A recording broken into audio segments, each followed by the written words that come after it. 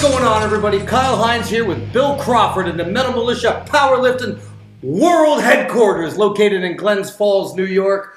Tonight we got a show. It's Friday night. We're going to talk about Worlds, which is less than 1 month away. It's going to be 4 weeks. It's going to be in Glens Falls. We're going to go over the rules for the bench, talk about Worlds, and then we're going to talk about all the people that are getting inducted into the Metal Militia Hall of Fame. Bill Crawford, how you doing tonight, brother, man? It's good to see you. What's up, man? Fucking good stuff, brother. Good stuff. Got fucking bullets and horns and fucking all kinds of cool shit. All this, yeah, this stuff was in my pockets. Yeah. I just so I could have them with me.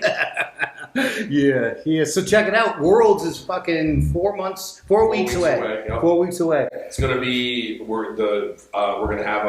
it's gonna be at the Elks Club. It's gonna be outside in a humongous 6,000 square foot pavilion. We're putting up huge circus top tents. It's going to be great. I can't wait. I'm really excited about it, which brings me right into an exciting part of Worlds, which is our free $2,500 giveaway for the Metal Militia bench with face savers, the whole 9 yards. That's right. It was $2,000, and we started talking about it. Everybody these days likes face savers. The face savers, so I had to put the face savers on it. So that's right. We're going to have face savers on it. We're going to use the bench in the meet, so that everybody gets an opportunity to see how fucking badass and awesome it is. And then after the meet is over with, whoever wins the bench gets to bring it home with them. So yeah, it's going to be great. So let me cover up some of the rules. We're going to do the rules piece by piece. I got them written down. If anyone needs them, just message me, Kyle Hines, at Facebook Messenger, and I'll send them over to you. I can email them to you, whatever. So number one rule is we got to get 4 teams to enter in order to hold the competition, because it's no fun to have less than that. Yeah. So that's that. You got to have 4 teams minimum. Otherwise, you can't have 2 teams competing against each other. You got to have a little bit, a little more. It has to be more exciting. So yeah, we put a limit. 4 teams get together, go after the grand prize. Grand prize is a Metal Militia Thug bench with face savers. Yeah, it's going to be dope, man. So rule number 2, lifting categories here. I'm going to read it to you. The competition includes 2 bench press categories, raw and equipped. For guidelines of participation, the performance, the dress code, allowable equipment referred to the Metal Militia equipment rulebook.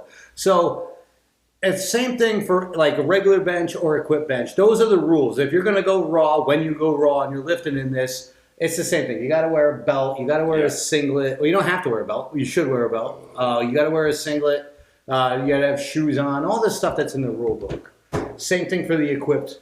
Go ahead. Talk a little bit about the equipped, if you would. Well, it's going to be in the unlimited. So, I mean, you can wear any equipment that you want, but I would recommend that you wear a band shirt because they perform so much better.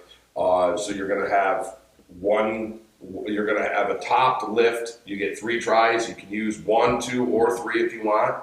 And then you're going to have, the same thing with raw, which the raw portion is going to go first. You're going to go warming up or however you want to do it. You can take 1 raw and say, I'm good. Take 2 raws, 3, however you want to do it.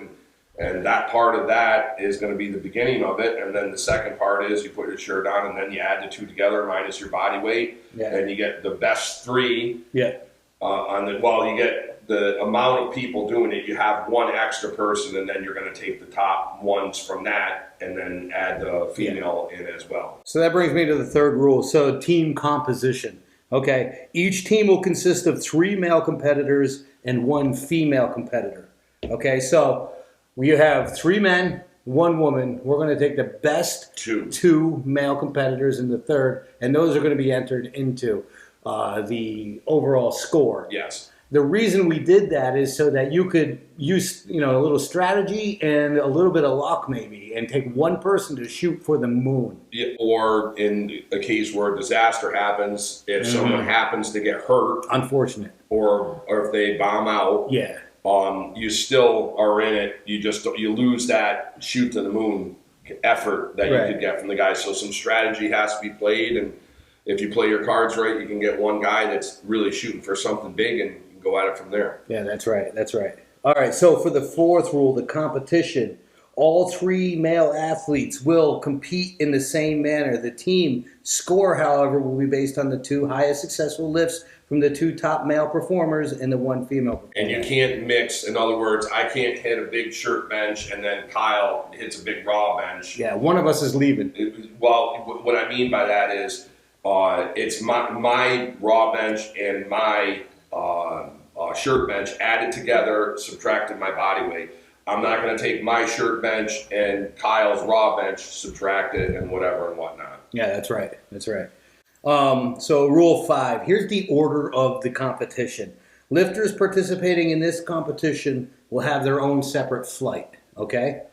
They will perform after the squats and will not be mixed into the bench only. So if you're doing a full meet, Yeah. this isn't going to mess you up. And in other words, you're not going to do the bench only and then squat, or you're going to squat, get your squat over and done with if you're in the full meet, and then we're going to move you into a flight where it's just going to be the competitors that are in this separate competition signed up. Yeah, you're not going to do even if you're bench only, you won't be lifting with the bench only people. You'll be lifting with the people in this competition after squats. Keep that in mind when you're thinking about warming up or how you're going to plan for your day. Okay, during the raw bench segment, participants of this competition will have their flight first, separate from the other lifters. For the equipped segment, the same participants will again have the premier flight, and this will precede the rest of the equipped lifters. And this is just what we're saying over and over again. Yeah. Right? It's just fancier words. There's one small drawback to it, but there's a drawback in any way that you go about doing this. Right. So this is the smallest of the drawbacks, where in a sense, if you're during the competition, if Kyle and I are very close to one another and I want to beat him, and I'm lifting in the this particular, I want my team to win the bench and Kyle's not, Kyle will get to see what I do, and if he wants to beat me by 5 pounds in the regular meet, he has that advantage. It's the only advantage, but this is also the only way that we're doing this. And if you don't want to lift for a bench, then you don't have to. We're not charging any extra money for it. It's just a free giveaway. Whenever you do anything like this and you're coming up with some kind of something new, something exciting for the guys, there's always pros and cons. This is unfortunately a con, but this is the least con that we could come up with. Right? Exactly. Like it's the best that we could do. Let's talk about the attempts. All right. So this is Let's talk about the scoring method. Then we'll get to the attempts. This is Rule 6. A team score is calculated by summing the highest successful lifts, both raw and equipped bench press, of the best 2 males and 1 female, and then subtracting the weight of each lifter's body weight from the total. So if you are benching 1,050 pounds and you weigh 350 pounds, you take your total score would be 700. If you have an equipped, if your raw is 500 and your equipped is 500, or you have 1,000, or however you do it, like you could say a guy like Nick Rouse benches 500 raw and is right at 1,000. So he's 1,500 minus, say, his body weight's 350. All right. So 15, 14, 13, 12, 1150 would be his total. That would be his bench press total, and that would be his score. Right. So then if Kyle was on his team and Kyle went, and Kyle benched 700, and then through 700 with a shirt and 300 raw, and he weighs 200 pounds, so you're at 700 with a shirt, 300 raw, that's 1,000, minus 200, you would add that 800 pounds to Nick's total, and then the female would do the same thing, and then your other teammate would do the same thing. Now, if Kyle's other teammate scores higher than him, the team gets to choose what score they're going to use. Exactly. Yeah, so the reason we did this, we thought a lot about this. This is actually very fair. So Nick Rouse or any of the big lifters, Hodge and all the big guys that are putting up big benches are very large men. And so their big bench is very big, but also so is their body weight. So when you subtract it, you're getting a number that is, you're able to compete against it if you are, say a middleweight or a lighter weight. right? Well, we chose this method because it's a straight weight formula. It's easy, and it's very easy clear, to go about doing clean it. cut. Yeah, people are gonna say, well, use the Schwartz formula, and then that favors a lighter guy, or the Malone and favors heavy. We didn't want to get into doing that. It's just, this is kind of like the raw dog. Yeah, I mean, you're just gonna subtract your body weight from it, and that's it. It's pretty simple. And we came up with a few different equations. Like Cartman benched 871, and he weighed around 200 pounds when he did it. So right. 876. Nick is around 1,000. Take 300 off, 10, 9, 8, 7, and then the 50. They're very competitive. With one another. Yeah. Right. Okay, so now let's talk about the attempts. This is rule number 7. Each participant will be given 3 attempts, both raw and equipped. But you don't have to use all 3. You don't have to. You're given 3 attempts in each. How many of those you take is up to you. And you can't use somebody else's attempts. So if I use all 3 of my shirt equipped and all 3 of my raw, and I feel like I got some in the tank, and Kyle's only used 1 of each of his, I can't use Kyle's attempts. They're his attempts to use or not use. So before people start asking, I've actually already been asked that by one person. So no, you can't do that. And there's no fourths allowed in this competition. No, there's no fourths. Regardless if you're going for a world record, it won't be tallied into this competition. Yes, that's the fact. And so for scoring purposes, only the highest lift from each category will be counted. We're not going to take your 2 best equipped and and not take your raw. Yeah. That's ridiculous. Anyhow, okay. Now this brings me to number 8, something nobody likes to talk about, but something we all live with, is bombing. Okay, if you bomb, should a lifter miss all 3 attempts in either the raw or the equipped bench press, that lifter will be disqualified for that specific lifting category, okay? Furthermore, if a lifter participates only in the raw events and fails in all 3 attempts in the raw bench press, that lifter will be disqualified from the entire competition. Okay? So let's talk about that. We can dissect that. If you go into the meet and you're doing a full meet and you're a raw lifter and you go to do your 3 attempts in the bench and you're going to take the highest score and put it into this competition, but you bomb, well, then you still bomb the whole meet. Yes. All right? I think that's pretty clear, but it sounds pretty convoluted. Straightforward. The same thing goes with the equipped. If you're doing a full meet in equipment, you miss all 3 lifts in the bench, you bomb the meet. It's nothing new here. It's just there seems to be a lot of words in there. And that's it. So that's what happens if you bomb. If you bomb, you bomb. Now, if you're in the equipped and you're competing in the equipped and you bomb the raw, then you just lose the score for the raw. You are still within the actual meet, and you can still submit those scores in this competition. And that's the buffer that you get a favorable nod instead of a negative one, because if you happen to be lifting, you just would have a bad total. You'd have a bad total, and that probably wouldn't be counted. Your team probably wouldn't select you for your thing. Okay? I don't know. You message me if you have questions about that. I think that's fair. It sounds a lot more complicated than it really is. Yeah. As we're going through, we're going to try to make sure that everybody understands the rules before we start, so that there's not a discrepancy where somebody gets upset, then they feel like they're slighted, or if they are trying to wiggle around the rules. The rules are pretty set, and it's pretty straightforward, but we'll leave no room for people to get lost in the sauce, so to speak, because we don't want anybody to get upset. Not when there's a prize on the line. Yeah, we're just trying to do something fun for everybody, that's all. So that leads me to rule number 9, winner determination. Okay, the team that achieves the highest score, as per calculated in rule number 6, will be declared the winner. In the event of a tie, the team that delivers the highest bench press on the platform will be named the victor. Pretty simple, huh? So you come up with the biggest numbers, as we determined in rule number 6, then you will be the winner. And then here's Lass's judging, and this is more of a formality, but just so you know, the appointment of judges will validate. I'm sorry, let me try it again.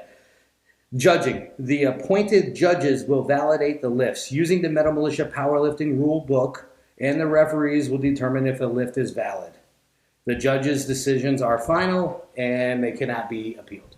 just like normal. It's Yeah, just how it is. normal stuff. Yeah, and that's it. That's great. So I'm excited about this. I think that this is cool. It's just going to be fun. Yeah. It's going to be cool. People, it's out of the norm. You know, it just gets lift so you can do more lifting, and it's going to be cool and fun and badass, and there's a cool prize at the end. That's right. And That's right. second place, we can, everybody can have cocktails and, whatever. It'll be what it'll be. And then if it goes well, Kyle and I were already talking about next year giving away a monolift. So yeah. So we get some interest in it. Yeah. That'll be fun. What's cool is if your chapter wins, you can just talk shit for a year. Yeah. For a whole year. Yeah. That's awesome. Well, that's cool. So I want to recap real quick. Actually, no, I'm not going to recap yet. I want to talk about the people that are going to get inducted. Hall of Fame. Hall of Fame. So this year, obviously, we're having Worlds in September. We've been kind of playing with the idea for a few years now about switching Worlds from December to warmer climate. I've always wanted to have a big outdoor meet. It's been something that, since I've known you, we've had a couple smaller meets, but we've never had any big meets outside. Definitely nothing like this. Right. Obviously, in New York State, in December, you cannot have meets outside. There's just absolutely no way. It's fucking freezing cold out. So we've been talking about moving Worlds to September for a few years. This happens to be the year that we pulled the trigger on it first. But we are still having the Hall of Fame ceremony in December. It'll be at the clubhouse, the Men and Militia headquarters building where Kyle and I are shooting this podcast now. Mm-hmm. And the dinner will be, I believe, let me just 100% make sure here. The dinner is going to be the 8th of December, which is a Friday. And the bench press only, which is Legends League bench press, will be on the 9th. That'll be on Saturday. So the Hall of Fame bench press contest. So we're going to have the Hall of Fame dinner. Of course, all former inductees are always welcome to come. Encourage that. And anyone who's in the Hall of Fame can lift in the weightlifting contest for free. It doesn't cost anything, but we're not just going to have that. But we are going to have a division called Legends League, which is going to be just Hall of Famers lifting. How cool is that? That is cool. so damn cool. I'm excited about it, you know. And then, this year's inductees, we've talked with a bunch of other chapter presidents, and myself, you, and Jeff McVicker, and a few of the other actual chapter presidents. And we decided the members to be inducted this year are going to be from Queensbury, New York, Mike Needham, from north of Warrensburg. I'm not sure what old man Dave, but Dave Shepard. Yeah, North Country. In the way up North Country. Dave Shepard. Well, let me talk a little bit about Mike. Mike's been lifting weights and lifting in my weightlifting contest for over 20 years. He seldomly misses them. He always helps out behind the scenes. He's a great guy. He's 80 years old and more than deserving of a spot in the Hall of Fame. Yeah, and then, of course, I already said old man Dave Shepard. He referees at almost all of our weightlifting contests. He's 84 years old. I believe when he was 78, he deadlifted 500 pounds. Yeah. Very crushing strong, the world record. Very strong. Beating the Russians. Old guy, old power. Yeah. Real cool dude. Yeah, Love Dave a lot. He also 100% deserves it. Just on his work for the club merits him to be in. Always there to give a hand to anybody in the club. He's helped me. He's helped everyone. Everyone loves him. Skip Loopy. Skippy. Also Skipper. An older fella, 80 years old. We decided on Skip. Skip actually is still competing. I believe he just competed in Nick's Bench for Heroes meet. Yeah. But Skip's been around the club for a long time. He's been a member for a long time. He also helps out, spots, loads, referees, does everything he can to help. Always playing music here at the clubhouse for entertainment when we have big parties and whatnot. So he's a great guy, deserves the nod. Yeah, absolutely. And then we have Jeff McVickers. from Warren, Pennsylvania, I believe, is a guy that I think most of you know is Buster Godin. Mm-hmm. Great dude. I have known Buster for probably 30 years. Really, really good, solid guy. He also has been around the sport for a very, very long time and was involved in metal militia in the infancy when I first started the club, many, many years ago. 100% deserves it. We all talked about it, and he deserved to get the nod also. So, and then lastly, unfortunately, he will not be able to accept the award on his own because he recently passed away. Is from Columbus, Ohio, is Mike Wolf. Mm-hmm. So obviously you all know Mike. We went a little bit out of our wheelhouse, not to use a shipping term, but Thank you. we went a little bit out of the wheelhouse on this one, and we went to some of Mike's friends and peers, and everybody threw his name in the hat right away and said he deserved it. So worked out really well. I'm not sure who is going to be here to accept his award, but he'll be honored and he'll be in the Hall of Fame in December as well. So that's our 5 that we picked this year to go in the Hall of Fame. Next year, the upper echelon, we've all talked about it, and we've decided that we're going to reduce the size of the classes in the induction, unless it's a very, very special case. So this will be the last year that we bring 5 people in. If you remember, the first 2 years we brought 10 in, and then we reduced it to 5. We're reducing it to 3 now, just because it's a pretty big undertaking, and I don't want the honor to be watered down by people just so that we have names. So we're going to reduce it to 3, and if we don't get someone that you love about in the Hall of Fame this year, there's a chance they'll be in next year or the year after that. I've really set it up where we're going to be able to continue doing this for as long as we decide to keep on doing this. So, and you could always, if you want to nominate people, just hit up Bill or myself, Jeff McVicker. Just let us know that you want to nominate somebody, and then we'll take it into consideration and all. Talk about it, absolutely. So that's cool. That's really, really great. Good job with all that. So, again, Worlds this year is less than a month away. September 16th in Queensbury, New York. It's going to be an outdoor meet. We have bartenders. We have a food truck. I can't wait. It's going to be awesome. We got an unbelievably good food truck, like high quality foods. Yeah, it's going to be dope. Chicken, hamburgers, steak, all kinds of cool shredded, all kinds of good food. I looked at the menus and I picked menus for fat guys, and it's going to be fucking awesome. I can't wait. It's going to be cool. All the awards are almost complete. I've been toiling away every single day. All the women will get their own special type of award. I got first, second, third place for the men, and women will get second and third place as well. Got best lifters. We have a competition within a competition, and it's going to be a bench that's worth $2,500. So for teams, we covered that. And not to get fruity, but it costs nothing to enter this. We have 4 teams participating. We're going to run it, go off on it, whatever. But the team, you don't have to come up with any extra money. You're paying on whatever the fee is to enter the meet. You pay that fee. We're not going to charge you extra money to do this division. It's just we're doing this as just a giveaway to the club. There's no risk. No risk. All right, so that's cool. The induction, that's going to be on December 8th. That's going to be the Hall of Fame. If you want to come and attend, you just let us know, and we'll get you tickets to that. Yeah, I think we're going to have 50. We can sell 50 tickets to the Hall of Fame, plus the 5 members, plus their family members as well. So there'll only be probably about maybe 40 slots available.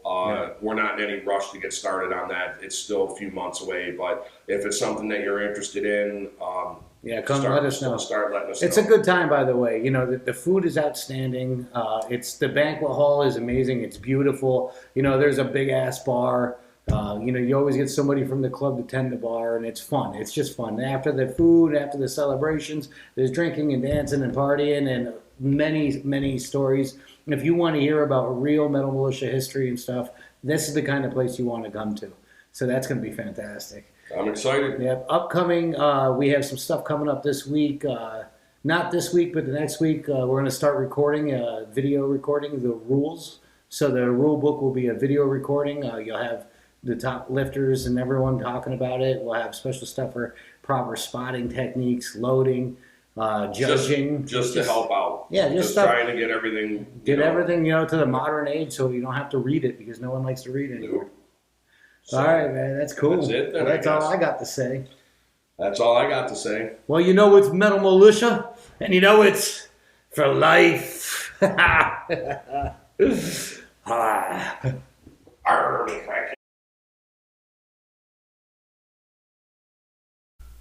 What's going on, everybody? Kyle Hines here with Bill Crawford, Metal Militia Powerlifting Federation. You ready? I'm going to start that over one more. Ready? Are you fucking ready? Will you stop fucking around? I'm ready. I'm clearly not.